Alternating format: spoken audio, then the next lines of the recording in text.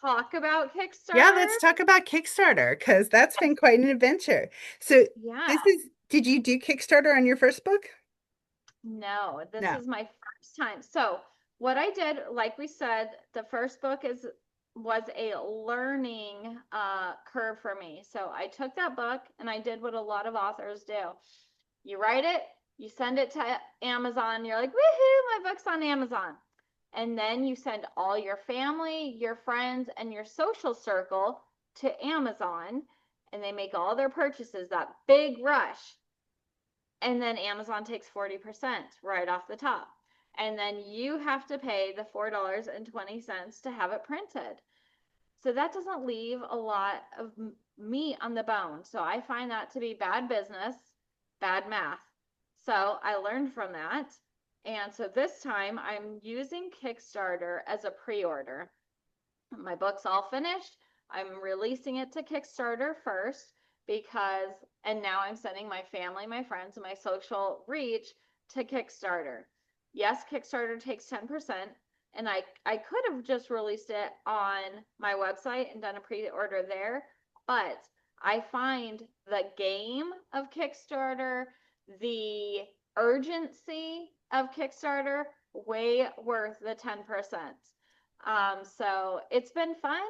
The hardest part for Kickstarter for me, and let's just say like my people or my backers, right, has been a lot of them weren't familiar with Kickstarter. And so teaching them what it is, how it works, and the lingo. So for anybody planning to do a Kickstarter, don't be afraid to take a longer pre-launch period. Make sure you have your followers.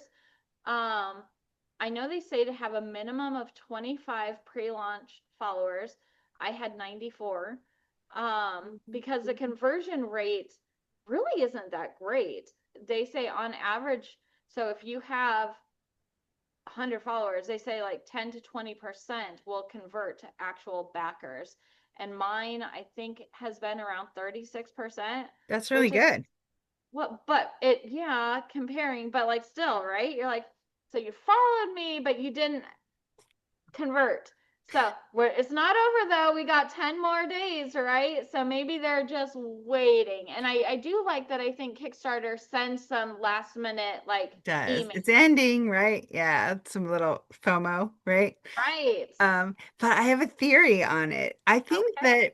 I think that whole families, like when I said I needed people to follow my Kickstarter, I think like the husband and the wife and the sister, and like they're Oh, not each gonna buy a book. right. And so I think some of I can't you can't see who your followers are, right? I haven't Right. figured out how to see who my followers Yeah, are. I So my wish you theory would. is that like I have my my nieces and my nephews and everybody were like, we're going to get her followers, right? But they're not people that are actually, they're not even going to convert. So my conversion rate is 23% right now.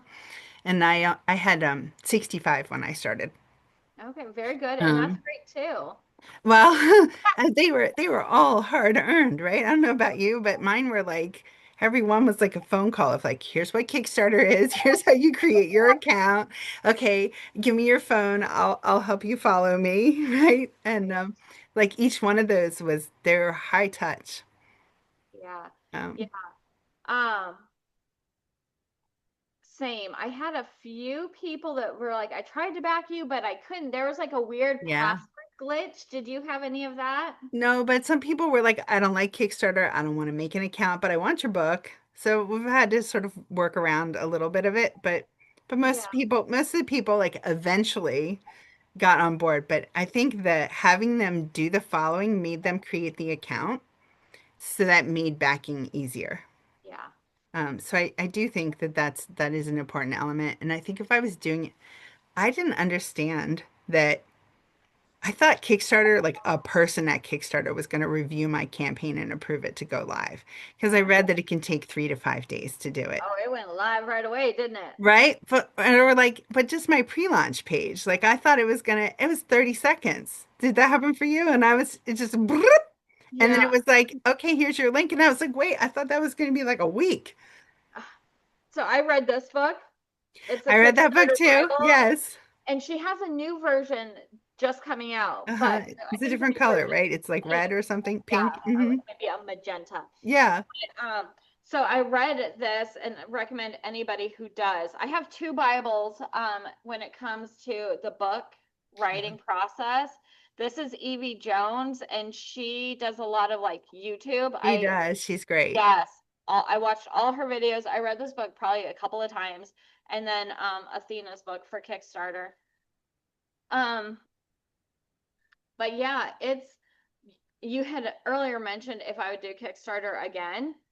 And so like when you on our author communities, everybody talks about how stressful Kickstarter is.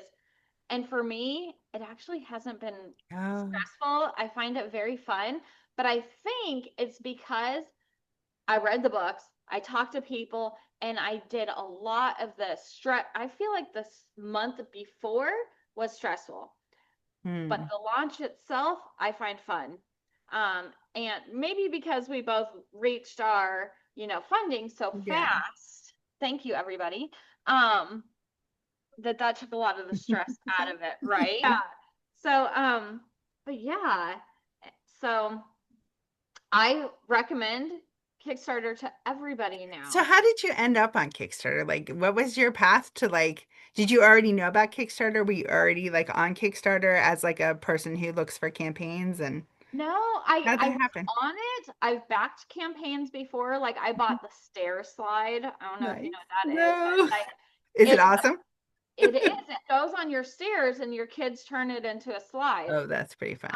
So I backed that, and I mean we're a big like Shark Tank family, so I Oh love like yeah. helping entrepreneurs. But I've backed about 18 campaigns. I am everybody's target audience, right? I have Right. young children. We homeschool. I love children's literature. So I have backed 18 campaigns on here. And Right. You did a so, really awesome video about that, right? Where yeah, you showed all the books that you had gotten that were indie published. yes, I love supporting people. It's an addiction. We'll call it what it is, but I'm like, there could be worse things that I could be buying. But like the mailman, like I open it, oh look, I opened another book. But it's also research, right? Good When we ration. I love it. It's good. It's a business expense. Steve, oh, that's an idea. But yeah, but would I write or would I run another one? And I want to say no. And Really? the reason for that, even though it's been so successful, it's been so fun. I've just heard a lot of people who say the more that you do, the less backing or traction you get. So, in one way, I do feel like it's like a takeoff, to kickstart your project. Yeah. I would do another pre-order before. I will always do a pre-order before launching on Amazon. So I would either do mine or maybe Book an Author has some options for pre-order. I'm not saying no, but I just feel, in my opinion, I don't know, how I guess I'd have to feel the temperature, feel the water, and talk to other authors about their opinion on before running another one. What about you? How has this experience been for you? Well, so my husband's an entrepreneur and he was the one who said like you need to launch. Like quit like Smart messing man. around and like just like put something out there and get feedback because you're not gonna like figure it out until you start like actually putting it in front of people. And I was like, "Arr, but I need to make it perfect and beautiful." And but so we started down this path and I said, okay, I'm gonna try it. But then I found the Kickstarter for Authors Community, and I started to warm up to the idea. But really, it was my husband pushing me. But now that I'm doing it, it's really a good fit for like who I am. Like I'm not like a loud like I went to the Women's Venture Summit conference this week. It only had like 300 people, all women, all entrepreneurs and investors. And I know a lot of them. But I still was walking around there like, this is very noisy and there's a lot of people and like I don't know what to say to anybody. Yeah. And so for me to be able to just be online and put something out there and have time to think about what I'm going to say in my backer updates and time to make videos and edit and maybe not be 100% real time, but close to real time is a really good fit for me. But I am discovering that most of my backers are from my friends and family who I love and appreciate so much for showing up for me and helping me make this thing real. But I wonder if I did another campaign, like could I get the same kind of momentum and traction and support? So I think I have some work to do between now and if I do another campaign to really build like a fan base for my series. And I don't know how to do that yet. Yay. Okay, couple thoughts. First of all, yay to your husband, Yeah. right? Like we need that push. My Yeah. husband kind of did the same thing for me Yeah. when it came to my goal, my funding goal. The true goal it was 4,600 to be able to pay and cover everything. Yeah. But I didn't have faith that I could do that. I did think that 2,000 would be obtainable, but my husband was sitting there nudging me, and you know what? He was right. Yeah. And so I'm thankful when people believe in us more than us. Um, Number two, let's see. Um, the personality thing that you had mentioned, like I'm kind of the same way. Like I don't get me wrong, like around my people, I am loud and obnoxious and very like a extrovert. But when I'm out of my comfort zone, it's a whole different story. But I wanted to also say congratulations and I am hashtag peanut butter and jealous that you got Project We Love. That's huge. And congratulations. Thank you. That was like such a surprise. And, I didn't even know that I had it until like I'd already had it. Like I missed the email. So is Like that what they do? They send an email they saying, send an email and I didn't even see it because I had all these like there's activity on your campaign and there's all this and I didn't even see it. And I was looking I was like I woke up the next day and I checked my campaign and I saw the little heart on it and I was like, is that a mistake? I was like, "Aw, I think get I see a there." heart on my project. I'm like, how is that possible? I'm like, Anthea said it could take a week. I'm like, this is only the third day. What's going on? And so I took a picture of it. I was like, maybe it's going to disappear. I'm going to take a picture and make sure it's like I have evidence that it was there. Oh, And then I went and looked for the email and I had gotten it the day before. So thank you. It was like unexpected and like I cried.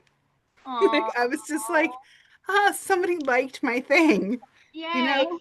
I wanted to cry, but I didn't for the opposite reason. I said, I'm where's the sorry. project we love? But anyway, I'm thrilled. Oh, And thank you for mentioning that. I had of totally course. Yes, set no, it that's aside.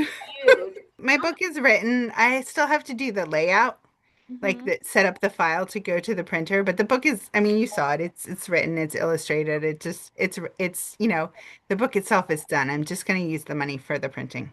Yeah, formatting and then, Hmm. yeah, printer. So are you printing overseas? Yeah, I am. I'm negotiating my price right now.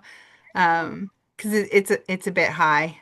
Yeah, But I found a printer that I really trust and the sales rep lives like a half an hour from me. So we've gone to coffee a couple of times. Like I feel like I have a person that I can talk to and she's told me all kinds of really great tips about book layout and like what's hot right now and she came and spoke at our writers group. She's been really amazing.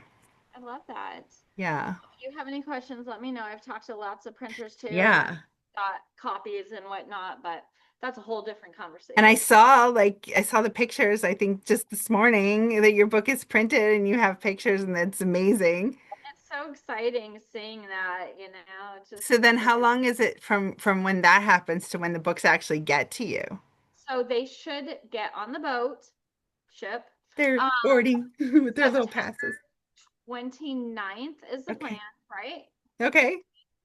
Um, And then it sounds like they should be here November 8th if all things go well. So mine won't come until the end of January.